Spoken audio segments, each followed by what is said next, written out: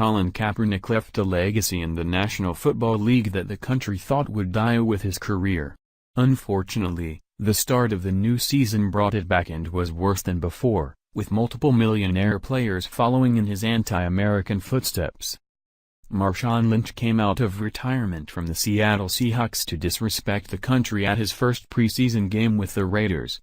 Despite looking like a disrespectful idiot, his former teammate, Michael Bennett, decided to copy him and Kaepernick and sat the bench for the National Anthem as his team stood in front of him.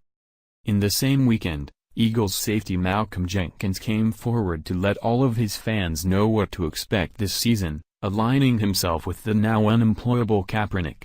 According to CBS Sports, Jenkins protested during the 2016 season and revealed that he plans to protest every national anthem throughout this season. However, Jenkins isn't just sitting like Lynch and Bennett.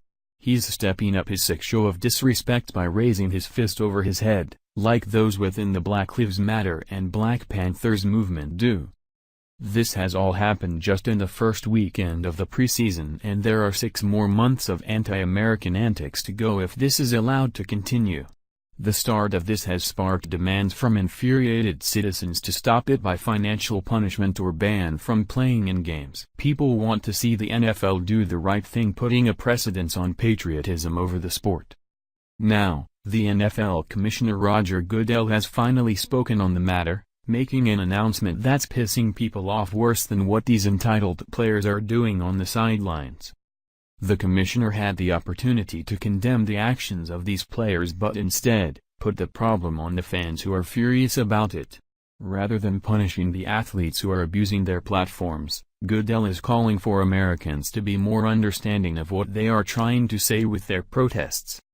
He drew the line and picked the wrong side when he had the chance to do something to truly unite the country and keep politics out of America's favorite pastime. New York Daily News reports. NFL Commissioner Roger Goodell says football fans should be more understanding when players protest the national anthem. During a Q&A session with Cardinals season ticket holders, Goodell was asked if he believes protests are going to be another problem this season. "It's one of those things where we have to understand that there are people who have different viewpoints," Goodell said via ESPN. "It's something that I think everybody wants. The national anthem is a special moment for me. It's a point of pride.